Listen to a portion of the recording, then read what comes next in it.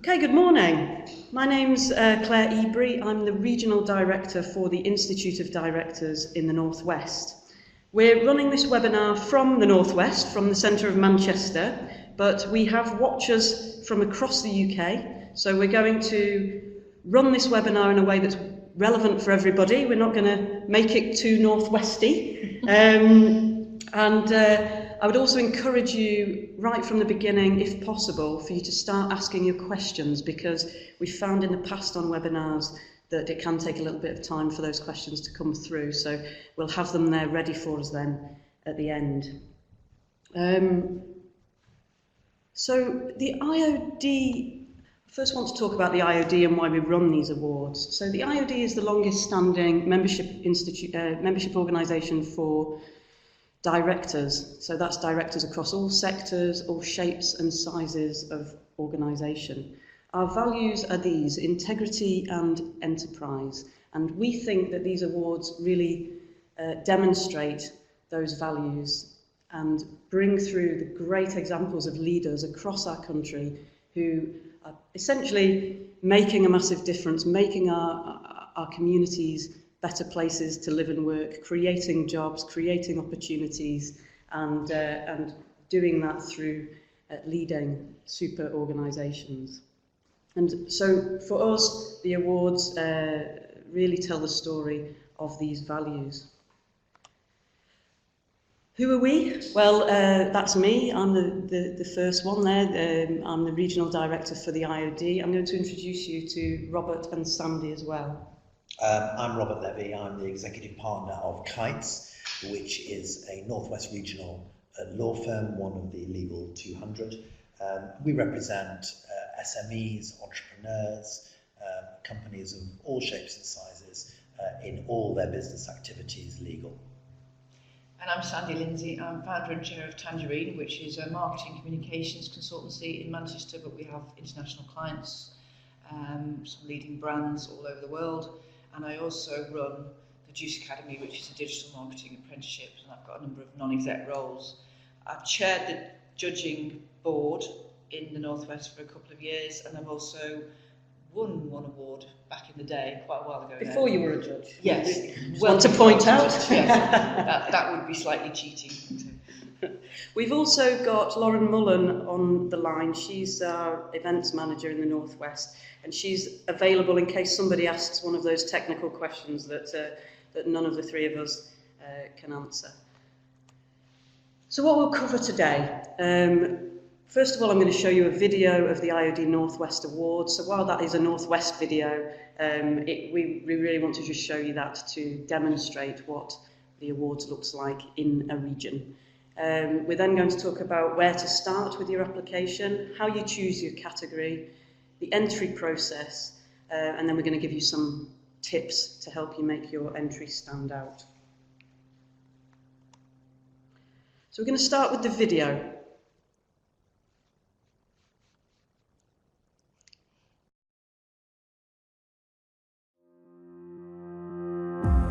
Good evening, ladies and gentlemen. It's my huge honour to welcome you here tonight to the Northwest and Isle of Man Director of the Year Awards 2019. It's our biggest ever awards. We've got over 300 people here this evening.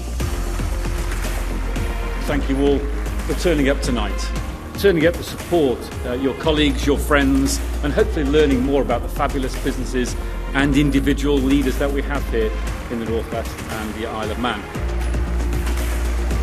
Well, awards like this I think really are crucial. Not only do they bring all these amazing people, these very talented directors, this pool of talent you have in the Northwest as well, all together, but also they get to network, they get to catch up as well, I guess, and all in all, just a great night. Oh, I'm absolutely blown away. First time I've been recognised in this way, and for such a brilliant organisation of the Institute of Directors, so proud. I think things like this just really recognise talent, experience and absolute capability in our region. So yeah, really thrilled. Fantastic to get nominated in the first place and the finalists, but to win it, I have to say, I'm sort of blown away. great to be here tonight and see all these great businesses, and I'm really humbled actually. It's a long time since I've stood on a stage receiving awards. I've stood on plenty of stages sort of giving them out. It's rather wonderful. With the best leadership, business can be a positive force in our communities and society, creating quality jobs, improving opportunities and making our regions and nations better places to live and work. When you leave here tonight, when you get to your desk tomorrow, to your house, your place of work, I want you to share your stories of these great North West businesses and their leaders with individuals in your teams, with your colleagues, with your friends, on your social media and with all your connections. Share them with pride, because they are worthy of that pride.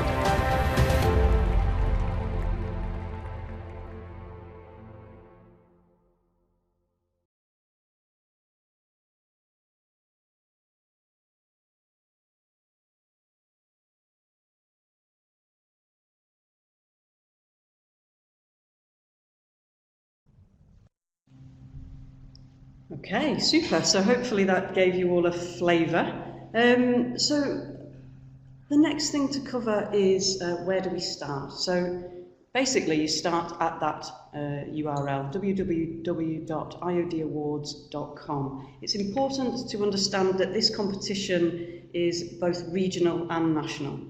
This is our national page. So if you go to IoD awards.com, then you pick your region, which is this, it looks a bit like this. You pick your region, go up and click on whichever region it is, and it will take you through to a page that looks a little bit like this. If you'll see at the bottom there, it says entries and nominations are now open for 2020. That means that you can enter yourself or you can nominate somebody else. What you do when you nominate somebody is you click that button that says nominate here, and it takes you to a page that looks like that. The first bit is you put your own name in, your name, your company and your own email address, and then the second page is you put the person that you want to nominate in there. I'm really stressing this because we've had it the wrong way around a couple of times, and it takes quite a long time to fix that. But also it might mean that we're not alerting people early enough. So strongly encourage you to nominate people. Sandy, why do you think it's important that we nominate lots of people from our regions and nations? There's a lot of awards out there. There's award ceremonies going on all the time. This one is quite different. This is a really high-profile, robust award, and if somebody wins it, it is powerful in their career. And what I always look for when I'm judging is role models. And in business at the moment, there's a lot of good practice, but there's also a lot of bad practice, and what we're looking for with these awards is good practice. We want role models to show off the people that are running the best businesses, the people that are doing it right. So I think these awards give you the chance to nominate other people that you think are doing it right and give them a chance to be those role models, or yourself if you want to nominate yourself as well. It's exactly the same thing. So that's why I tend to nominate quite a few people every year, because I think they need a pat on the back, because this is a tough market we're in. And if you're doing things right in a market like this, then you should get the recognition. Thank you. And just to let you know, once you have filled this in, you press submit. The person who you've nominated will receive an email. It won't tell them who has nominated them. So if you want to keep it a secret, you can. I would also suggest that it'd be nice to send them a follow-up email to say, I've nominated you and I really, really think you should apply. The system is the same either way, whether you've nominated somebody or whether they apply directly. They still have to fill in exactly the same application form. Everybody is welcome just the same, and you definitely don't get fast-tracked or half the questions cut out or anything like that just because you were nominated. Robert, this is the very beginning of this process, and you've seen people fall down right at this very beginning stage. I have, and I think there are two things that the form is trying to do. It's giving people the opportunity to showcase their abilities and their skills and what difference they've made in their businesses and to the business community. and of course to enable the judges to differentiate the different applicants. It takes some time, not a huge amount of time, but time to get it right, and the time spent on it, needs to be planned. I've found people sometimes come to it late in the day and don't leave themselves enough time to do themselves the credit that they really deserve. Yeah, and I've got an anecdote about that as well, because I actually chased somebody up and said, don't forget to apply for this award. And 20 minutes later, they wrote back to me and said, oh, I had forgotten, but I've done it now. And they didn't make it through. And I thought that they were very, very strong, or they could have been a strong applicant had they spent the time on that as well. I mean, the important point I would add also, Claire, is that, you know, the judging is on the application. If it's not in the application, the judges can't see it. And sometimes I wonder if we're missing some great candidates because they're just not putting the time into it. Yeah.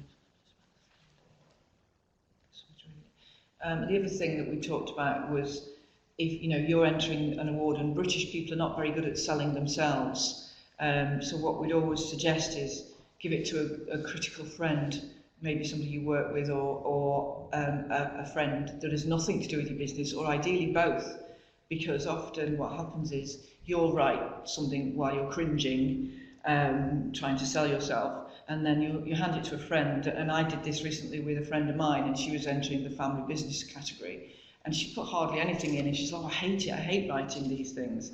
And so I was able to say, well, what about that thing you did, and that thing you did, and that thing you did? And she's like, oh yeah, I've forgotten all about that. So it's hard when you're trying to sell yourself, because it's not in our nature. So I'd say get somebody within your own business to look at it, and ideally get somebody outside your own business to look at it, and then you should have the whole picture to show you off to the judges. Mm-hmm. Just to explain the boring bit, which is this slide itself. First of all, you have to register to apply for an award. You will then receive an email with a link that you have to click. So it's quite a standard thing, but don't fall down at that little hurdle as well. I'm going to talk now about the categories. This is the list of categories for 2020. Sandy, can you talk to us about what we might expect in a non-exec winner or applicant? Yeah, what we're looking for in non-execs is not a stream of 20 roles that a non-exec is doing. That isn't, in fact, that would put me off as a judge, because what we're looking for in a non-exec is somebody who's added real value to the businesses that they are, or the business that they are being non-exec for. So again, it comes down to making sure you're not making any assumptions that the judges know things about the company or the companies that you're supporting. I'd be looking for fiscal data. I'd be looking for improvement on growth, profitability, strategies, visions. Basically, it is that hands-off role, obviously, that a non-exec is. But again, making sure you're not making any assumptions that the judges know things that they absolutely will not. Yes, I mean, I completely agree with that. It's how people show that they've brought their unique perspective to the non-executive role. And we've seen some very good applications for this, but we've also seen some applications which actually don't touch on those unique features. So you have to remember the award you're applying for and showcase the talents and values that you bring to that particular award. The Young Director Award is, I think, one of the most exciting awards that we judge each year. We've seen applicants from all different backgrounds, public sector, private sector, startups to established companies, and each of these people have managed to show us how they've brought something different to it. And I think that we can all discuss what young means. I know there are rules around this particular award, but actually some of the unique perspectives that some of the young directors have brought to applicant companies have been really inspiring. So the key thing on young is that it's not actually about your age, it's about your youth as a director. How you've got to be in a director position for less than 2 years. So please don't think that if you're not sort of 22, you're not allowed to apply for that, because obviously directors come into the director level at different ages and different times in their career as well. So that is a very exciting category, I find, because you can get to reward somebody who's just starting on their director and the journey. impact on them. The impact of winning this award on young directors has been, I mean, we've seen some of them who won, a number of years ago, and we're still seeing them involved in the IoD, and seeing how they develop after getting that boost has been remarkable. So in terms of the Director of the Year Innovation, what we're looking for is transformation, we're looking for innovation, obviously creativity, but it can be in anything. It can be just in the way a business is run, it can be tech, obviously, it can be commercial, and what I would suggest is that you don't enter this one too soon. So we've seen in the past ideas that have been entered that have just literally come to the market or come to fruition. There are no examples of success and growth as a result of the innovation. If you've got something that you're just coming up with that is incredibly innovative but hasn't yet been proven, my suggestion would be enter it next year. Because then you'll have some stats and data that will actually back up why it was innovative, and also how you've evolved the innovation, because most of us know that when we do these changes in our businesses, it seems like a good idea at the time, but it evolves and it morphs and it changes, and then if you can show that to the judges, it's even more powerful and even more likely to be rewarded with a success. Yes, and I think last year I remember a particular entry that had several innovations that they cited in their entry. I think there were 4 of them, the first 3 of which had failed. The 4th one actually worked, but the journey that they'd taken was what won them the award. Very good, very good. And just on that, we've had a winner, McReba they were called, a couple of years ago, and they were taking plastic out of landfill and using it to improve our roads. So, extremely innovative company. However, we've also had applications from law firms, accountants, people, less, obviously innovative companies, if you know what I mean. It doesn't have to be earth-changing. It doesn't have to be this catch-all phrase of disruption. It can be just literally the way you're doing your accounts. It can be something internal, the way you communicate internally has been innovative, and that, as we all know, is one of the most challenging things in a business, is how do you communicate internally. And we've had entries in the past that have talked about the way that they're communicating with their own teams. So innovation is a bit of a catch-all. So don't, as Claire says, don't just think it needs to be earth-shattering to be eligible for this award. And picking up on Sandy's point from earlier, it's a combination, of showing what it is that you have brought to the business and showing what the results of that have been. Sometimes we see entries which are very light on the latter, they're very light on what the impact has actually been, and I think you need a balance between the two. And sometimes, particularly with innovation, it's too early, as Sandy says, to show the impact, certainly in pounds, shillings and pence, but it's not too early to measure it in other ways, and there needs to be some direction and thought given to that, I think. Super. Yes, public sector. Well, on the public sector entries that we have recently judged, the ones that have stood out, I mean, navigating your way through public sector appointments can be difficult because, of course, not only are you running a business, but you're running it within the confines of a public sector environment.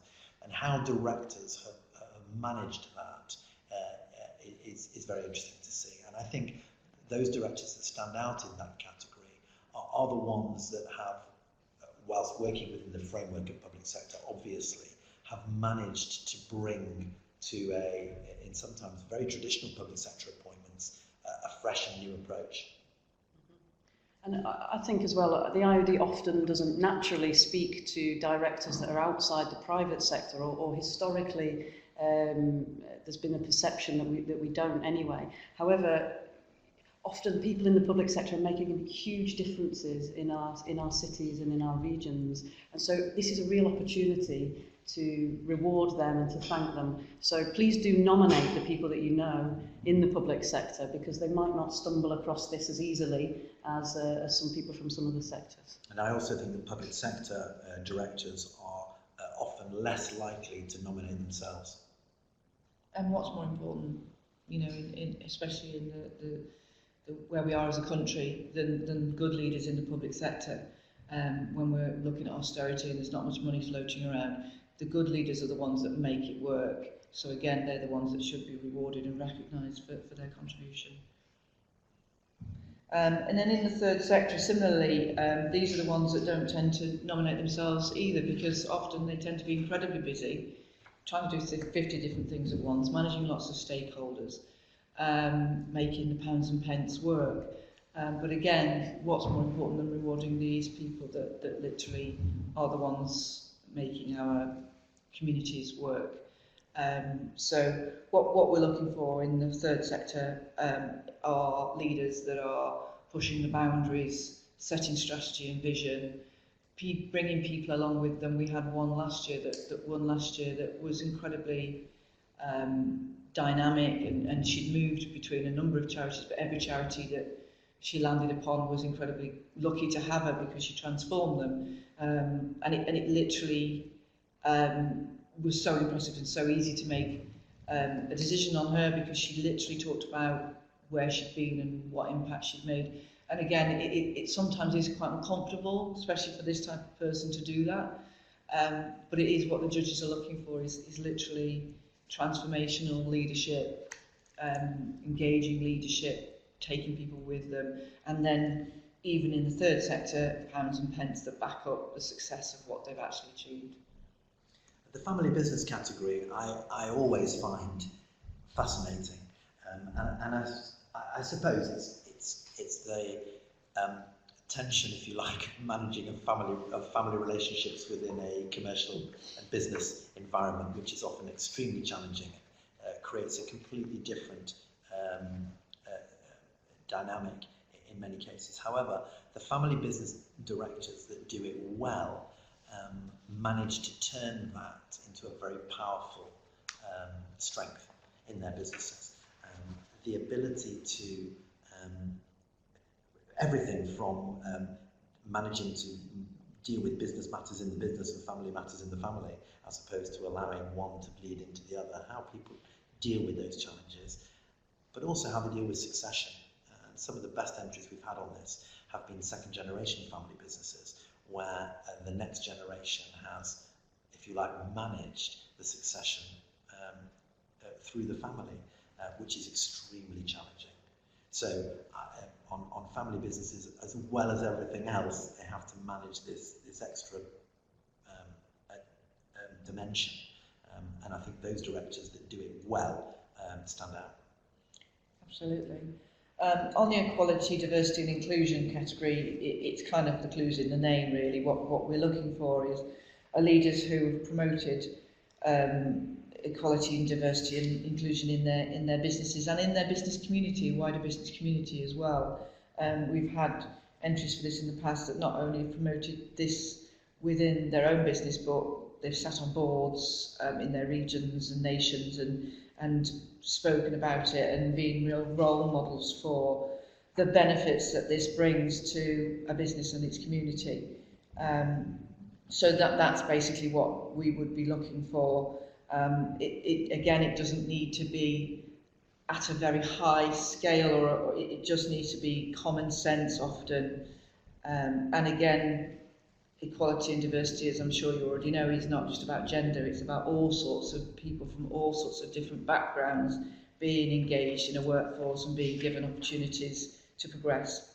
We had a winner one year whose focus was more on neurodiversity than the traditional gender BAME, those things. What I would say on that as well is I think it's quite well known that diverse boards are often leading more successful companies. It's not really about talking about that anymore. It's about taking action and doing something. So changing your organisation in some way to enhance the diversity and to let people come through more. Absolutely.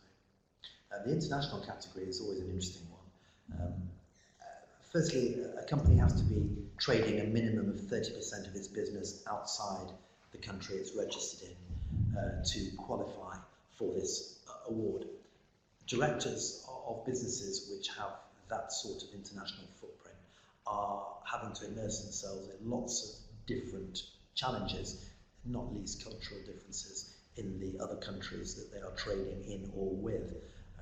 And I think the ability of people to adapt to the commercial environment in other countries is very challenging, and those that achieve it seem to be achieving it extremely well. The entries that we see in this category are good. Some are people who have just recently started with their international footprint. And they talk about how they got there, how they chose where to go. They talk about where they plan to go next. They share with us their thoughts and the challenges of that strategy, and that has been very compelling.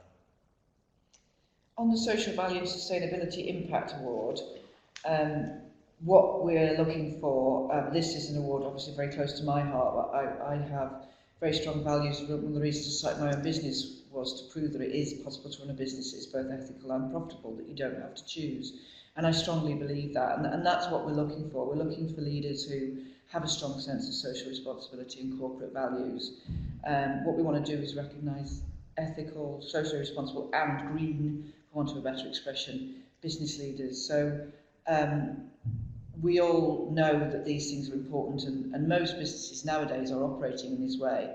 And again, this comes down to role models and leaders being rewarded in order to demonstrate to other leaders that it is not only the right thing to do, but it actually has a good commercial impact on your business in order to do this. The startup category, I think, is one of the most exciting categories. I think it's the category where most often I would read an entry and go, wow, that's a great idea, I wish I'd thought of that. It's got to be in the first 3 years of trading. Some of them are actually, to pick up a point Sandy made earlier, some of them are actually in businesses which are fairly, or in sectors which are fairly well established, but they just have a new way of looking at something. So not everything is a brand new app or a brand new product that no one's ever thought of, but they're innovative in their own way, and demonstrating that innovation through the application is the important feature here. With regard to the SME Director of the Year, this is open to businesses that employ under 250 employees and with an annual turnover of less than 50 million. What we're looking for is not only the good stuff, we also want to look at the challenges that you've maybe overcome, how you've overcome them, what you've done with that knowledge. I personally believe you learn as much from getting things wrong as you do right. We're looking for business and financial planning, governance. How do you involve your staff in making decisions and in helping you grow the business? Where's that staff involvement and engagement? And then obviously a very clear plan for future growth. And then underpinning all of that, the financials within your business. The large business category is for businesses with an annual turnover of more than £50 million. And here, I think what we're looking for is the role of individual directors in ensuring things like board composition, to make sure that any gaps in board competencies have been picked up, and the procedures that are adopted for the management of the board. Now, of course, in this category, we have seen in the past sometimes entries which may not have been drafted by the director themselves. We'll touch on this a bit later, but I think from a judge's perspective, entries which have been drafted by agencies or by business development and PR teams without input from the director themselves sometimes struggle to communicate the personality that we're looking for. I'm sure we'll discuss this later on. I'm sure, Sandy, you'll have a view on this. But that's a point I would want to make. So actually, that's one of the questions that we've had. Rachel Walsh has asked, can I enter on behalf of another person? So you've answered that. Well, partly. We have answered that. I mean, you can enter another person. Obviously, you can nominate another person. And to Sandy's point, you know, I think in this country, as you say, we're not very good at bigging ourselves up. So sometimes people need bigging up by people that know how great they are. I think the point I'm making is a slightly different one. If you outsource it to someone else entirely, then the chances are that it will read more like a cut and paste from your website, and that won't communicate the personal qualities that we're looking for. Because remember, these are awards for directors. They're not awards for the business. Yeah. So, sorry, that's right. And I don't think, like Robert or Claire are saying, that you shouldn't get your PR company to write your award. I mean, we do this for our clients all the time. But with this one in particular, maybe do that, but then hand it to the person whose name is at the top of the page and say, right, now add your personality, because it really does come across to the judges. We can tell if somebody's had absolutely no hand in writing that entry, and it's very unlikely that it will go through to the next stage if that's the case. We had, just as an example, we had a company that entered, one of the managing director's colleagues rang me and said, can we apply, because he won't apply for himself, he just won't big himself up in that way. And they did apply, but it was an employee-owned company, and they knew the company inside out, and they knew what he had done to save that company through turning it employee-owned and all of that, and so they were able to put together a very strong application. But what they did do is on that application, because I remember it, on that application they said that. They actually said, we are entering on his behalf because he will not big himself up, and he's amazing, and we love him, and we think he deserves this award. So if you're going to do that, just be honest about it. And that made us smile, actually, because, and then he did go on and win one. In fact, he won two, didn't he? Two, yeah. Yeah, and that's fine, but it's just be honest about it and be authentic, basically. Super. So the next bit of this webinar is about the questions that you'll be asked and how to answer them. So every single category has these three main questions. An executive summary and something about the company performance, your vision for the future, and the practices and processes that you've put in place. So regardless of which category you enter, you will be asked these three questions. And that means that if you want to enter 2 or even 3 categories, you will have the same answer essentially for these 3. So you won't be having to repeat the whole application form. Although you might want to tweak them a bit, because obviously, yes, while these 3 will be the same, if you're entering different types of categories, you might just want to tweak them a little bit. And then, depending on which category you've applied to, you will be asked specific questions. So I've just pulled 3 of them out here under Startup, SME, and Equality, Diversity and Inclusion. So just as an example, under Startup, please provide evidence of the market opportunity you've identified, your model to capitalise on it, and how it differentiates you from your competitors. Please provide details of your personal story, your career to date, and any additional information. Sandy, how would you, if you were looking at that question, or indeed any of the ones on the page before, the set questions, what would your approach be? I think, again, as I mentioned earlier, it's avoiding assumptions, and this is where a sense check, a fact check can often help. By getting somebody who doesn't know your business to read your entry, you might assume that people know your business, might know why you went into a certain category, but actually somebody from outside will go, oh, I didn't know that about you, or didn't you, why did you do it that way instead of that way? And you might think, that's obvious, but it's not to the judges. If you think judges are reading 20, 30, 40 award entries, the more you can help them out by making it obvious why you did what you did, the more you'll bring to life your story. And it is about bringing your own personal story, because again, we can't emphasize this enough. This is not a business award, it's a personal award. It's an award for an individual director. I mean, I think I would add to that as well, something we can learn on a topical basis from politicians today, which is answer the question in front of you, not the question you'd like to answer. If you read the question, I mean, it takes me back to my school days in the dim and distant past, but if you read the question and you answer that, as opposed to just going into your thing and answering what you think people want to hear, that's a very good rule, because deviation is picked up by the judges very quickly, and whilst they have some tolerance for it, it's not, they run out of tolerance when it runs to the second page. And also what we've had in the past is somebody in the room that will say, oh, I know this person and I know that they did this, that and the other, but we can't take that into account. We can only take into account what you've put in your award entry. We do have a wander around the website sometimes, but we don't, with the best one in the world, have time to visit every website of every single person that makes an entry. So again, the more you can get into, although obviously the caveat being there are word limits, the better you'll enable us to understand you, and then us to shortlist you and hopefully make you the winner.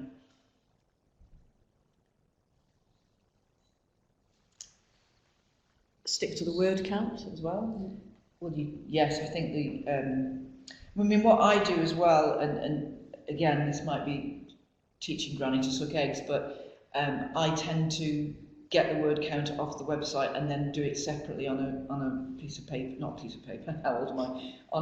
On a fresh document, and then cut and paste them into the website. Because if you're trying to do it on the website, often it just feels like it's restrictive. So I tend to do it off site, as it were, and then once I'm happy with the document and I've got a couple of people to check it, I then cut and paste it in, and then it's so easy to kind of just click send and you're done. Mm-hmm. I mean, we've touched on this before, haven't we? But avoiding buzzwords, avoiding the cutting and pasting from the website and jargon.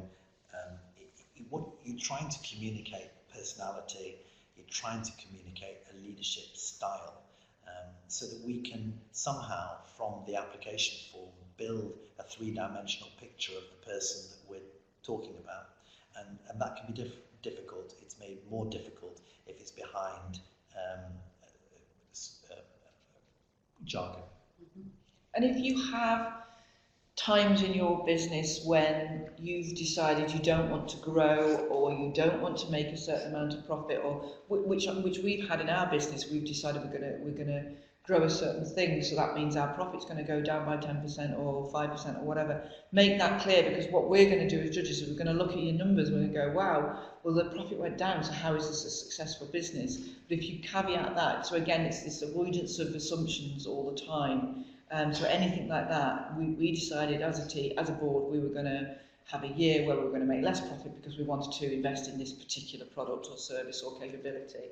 And that way, the judges will say, oh wow, that's interesting, and that explains why that number went down rather than up.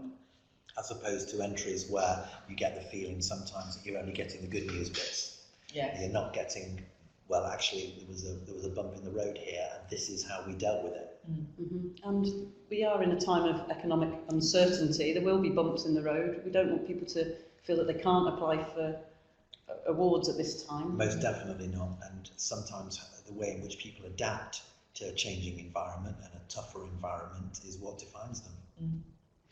And just to add on, in some categories, you are asked to upload supporting documentation, so please take that opportunity and do upload that where you get asked to do so. We've already covered this slide as part of that conversation there. So I'm going to move on to questions because we've got 20 minutes left. Caroline asks, do you have to be a member of the IoD to apply? Well, the answer to that is just very straightforward. No, you don't. Yep. Can't really expand on that any further. Indeed, for us, we want to go out and meet new directors and speak to new people. So, absolutely not. Can you mention other business awards you've received? Sandy, what do you think when you see a load of I've won this, I've won this, I've won this?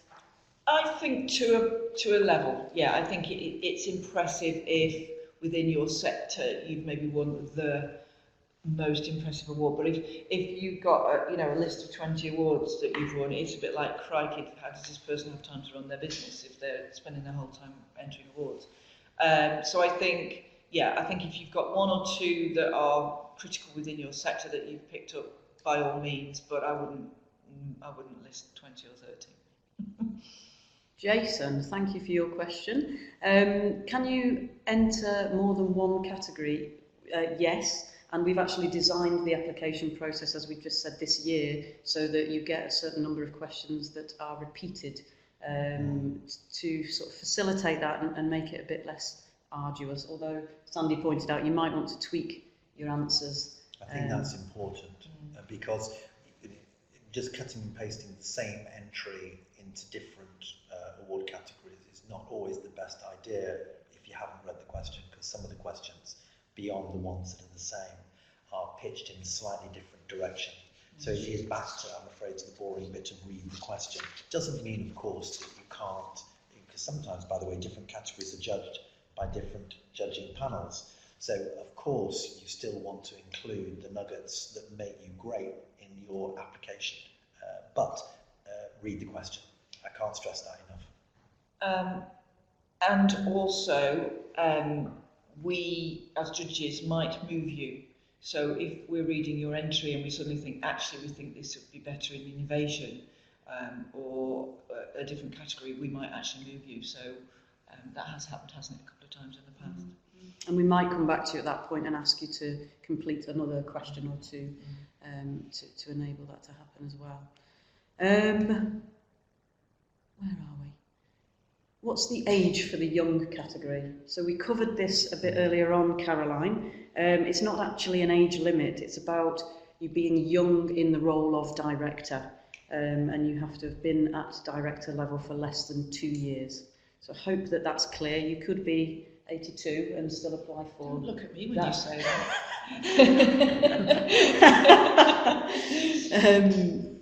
Is there a cost to enter? No, there's no cost to enter. Rachel, you also asked, can I enter on behalf of another person? We covered that at length, but shall we just recap quickly, Sandy, on that? Yeah, you can. You can nominate somebody else and you can do the entry for them.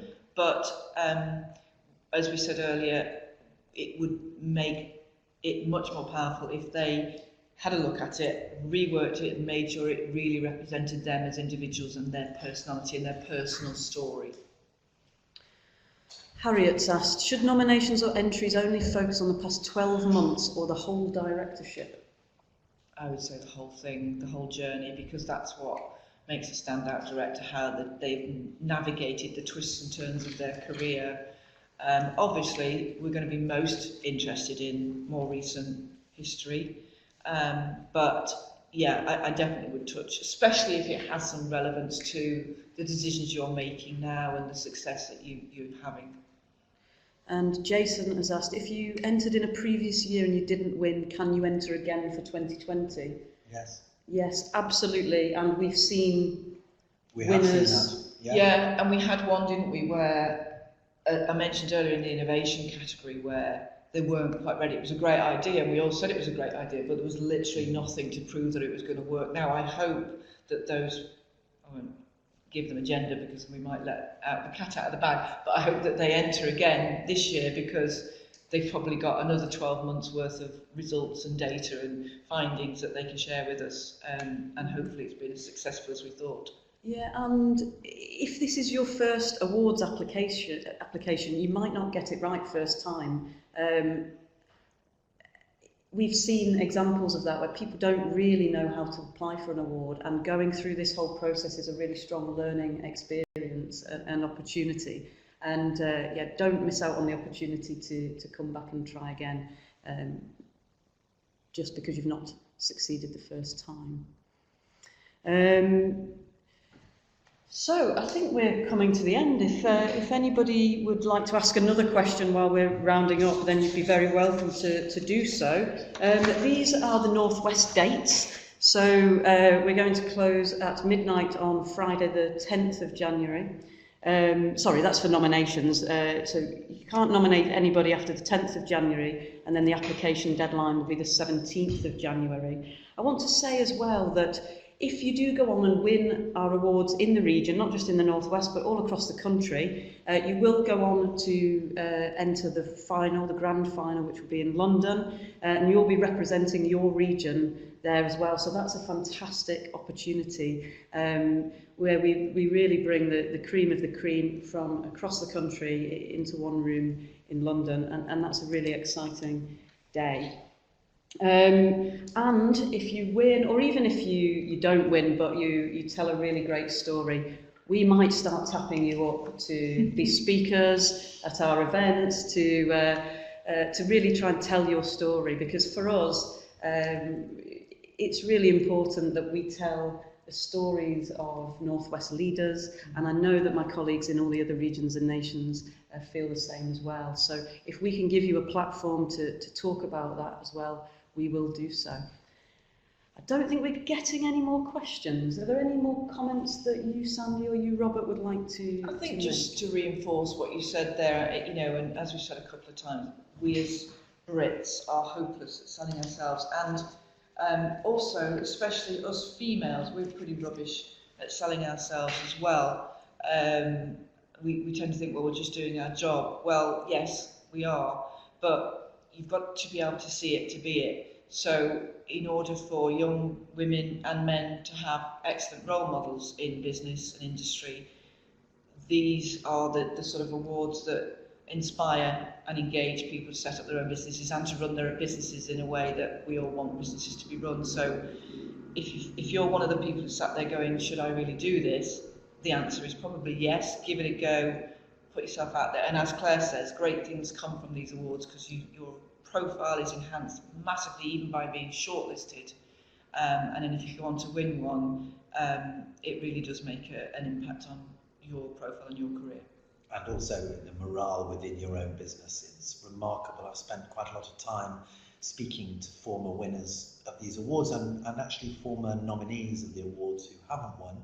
Actually, they found the process extremely beneficial. Certainly winning it they've found very beneficial, as Sandy says, profile, but also the morale inside. I think the second thing I'd like to say finally is that the judges are not there to pick holes in the applications. They're there to find winners, and it's a super group of people who on the panels I've sat with in the IoD, they've been really great people from lots of different backgrounds who are looking to find the best in the applications they've got. Give us the tools in the application to make you a winner. And just lastly to say then that this webinar will be available to listen again if you want to do that. We'll be promoting it online as well if you want to share it with other people. If you have any questions about the Northwest applications, then please email lauren.mullen, M-U-L-L-A-N, @iod.com. And thank you so much for your time today. Have a great day.